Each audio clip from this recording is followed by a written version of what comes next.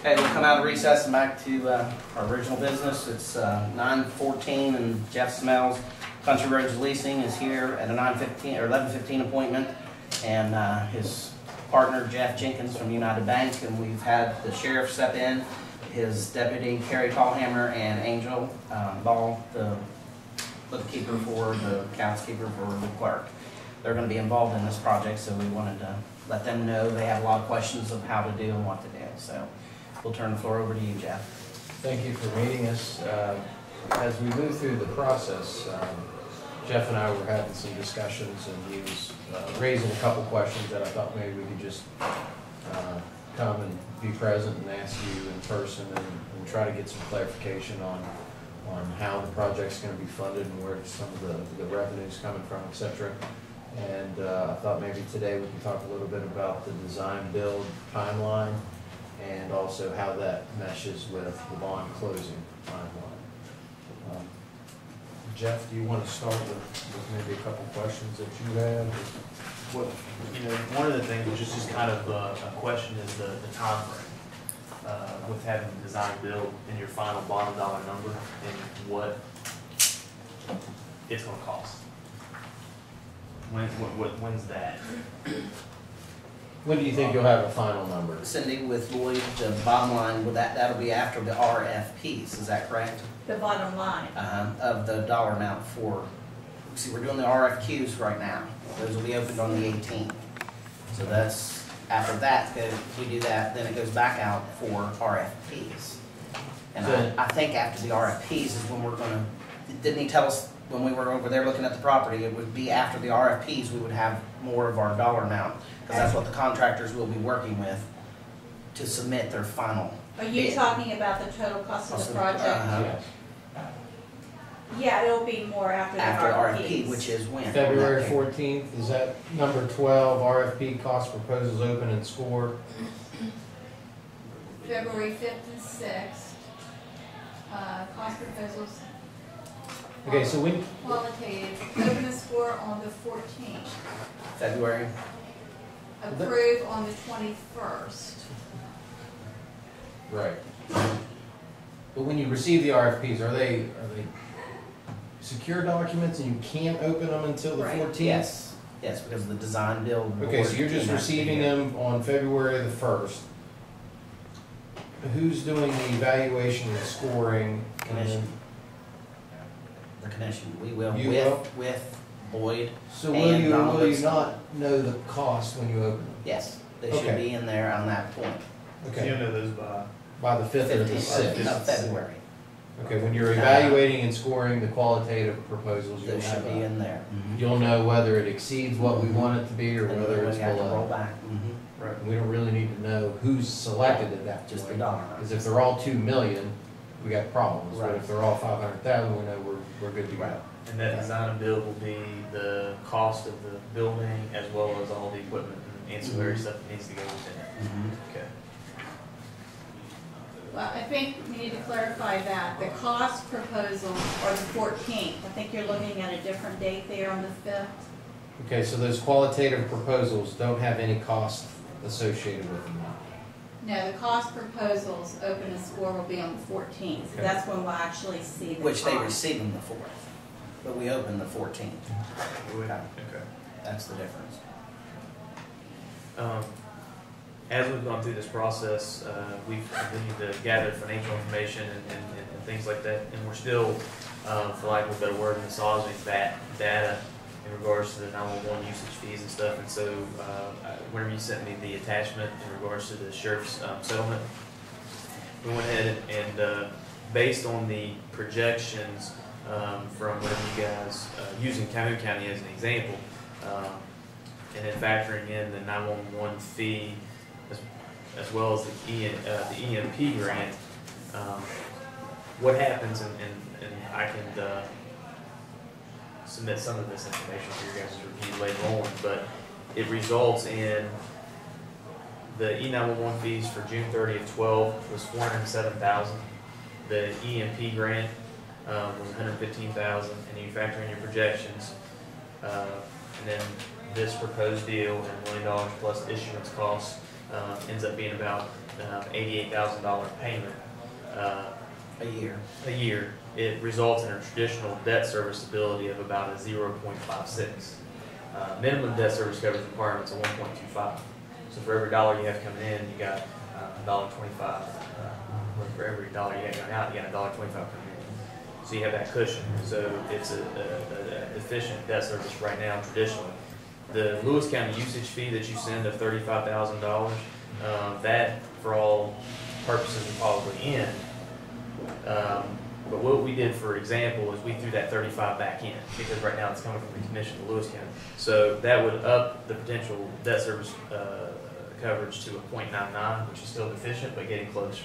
So just with this preliminary information and still going through the financials and all this stuff, there's a couple things. Your expenses could be reduced, which would improve debt service, and or if the actual cost at the end of the day is going to be $1 million, and that's what the bond issuance is, and that's what needs to be funded, then the projections now show that there would be a deficiency in the ability of that 911 center based on the 911 fees to service its own debt.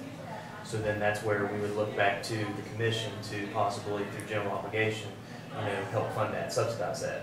Just food for thought. We discussed that in one of our vision briefings.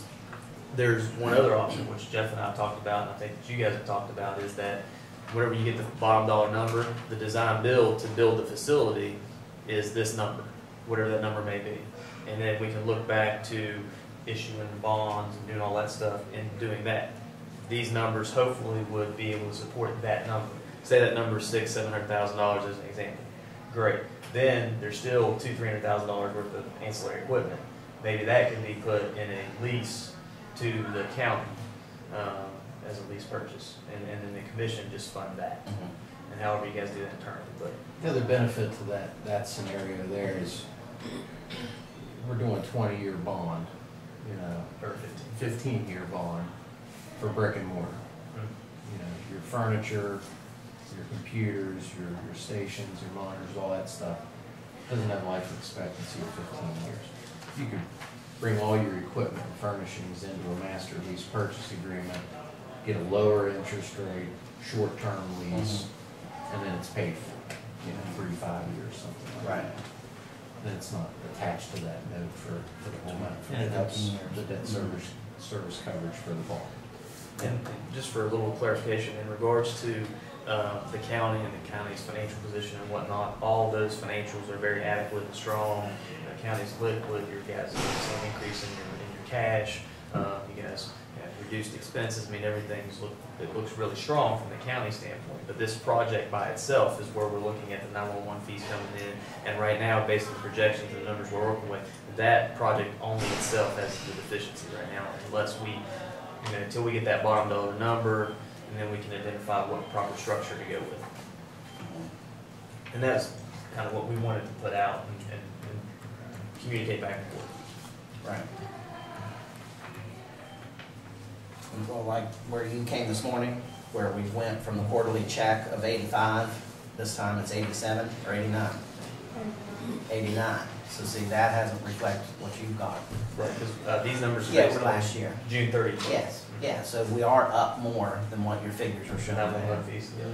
Because it was 85, correct? And now it's 89, and that's quarterly. And you guys, you actually saw within the document, you saw a 911 fee decrease from 11 to 12 of about $7,000 for some reason. I don't know. Yeah, but We nevertheless. have picked up a few more companies that are sending in their 911 Right. fees this year, so I think it will be up a little bit. But like I said, I fought to reconcile everything in the store.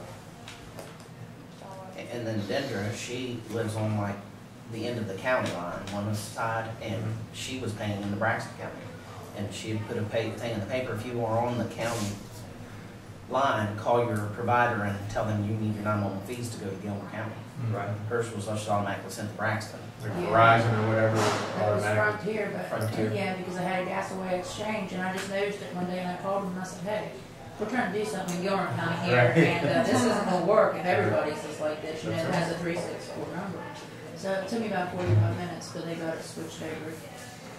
That's good. And her fees are coming here. So we were encouraging anybody that was on the line to so we can pick up Okay. more that way. Yeah. Good. Well, just based on kind of the schedule, I threw this together as kind of a guideline. I think what we can go by based on the design build timeline.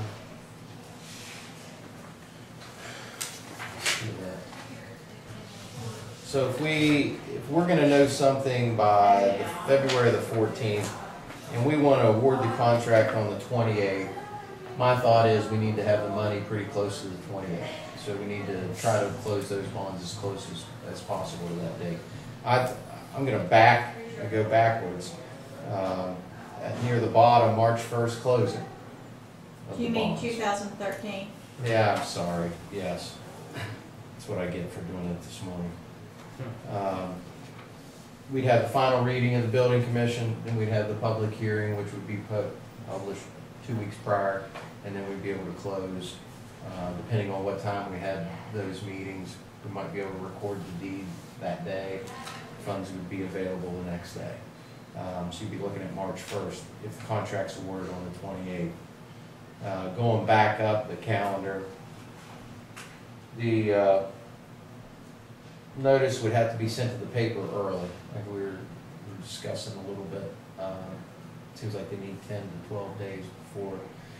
So you'd look at the beginning of February, maybe the 7th to get that in, and the day before you'd have your building commission meet for the first reading of the ordinance and other matters pertinent to the building commission that day. And then second reading, which would be 7 days following on the 13th. And then on the 14th, that next day, we'd have a pretty good idea of those costs. Then the notice would run in the paper the next day, and then the following week, the second run of the notice. And then, like I said, we'd have like 14 days or so. Have you checked, Cindy, where the 15th lies? That's what I'm Because looking at their now. paper, you have to have everything by Monday at 5 for Mhm. publication. 15th's on a Friday. The 6th would be a Wednesday, so perhaps we can make that building commission first reading on Tuesday, the 5th, which would be your regular commission meeting. Don't necessarily have to meet when the commission meets. It could It's be in probably the better evening for when the them. building commission gets together. These are the three that we selected. This is Right. where you meet with them And you don't- separately from us. Yes, and you don't necessarily need to be there, Right. it doesn't have to be Right, tied it's just to. those three, you Right. were to, then they to select a chair. Yeah, that has nothing to do with us yet. This is all them. They're the ones gonna buy these bonds and secure them, then they'll bring them to us. That's when we get involved with the bond buying, or relinquishing it over to us. So when you say building commission, you're That's not referring to us, the bond. it's those three people. Right. That we The appointed. three building commission members. Yeah. Now, with this being publicized and all this, are you taking We'll take care this, of that. that you will get to the newspaper and get, Mhm. okay, Mhm. good. Cam and I will work up the documents and make sure they're there, timely fashion, control. And I can always do, for the building commission, it has to be posted on the courthouse wall 3 days prior to that meeting. I can always do an agenda or whatever for you. I assume you'll copy us on anything that you do Of course. via email. Mhm. Mhm. Yeah, we'll have a nice big distribution list of everybody, and especially as we get closer to the closing of the bonds, because Cam will be soliciting documents for review, making sure dates are good and addresses and all that good stuff. Okay.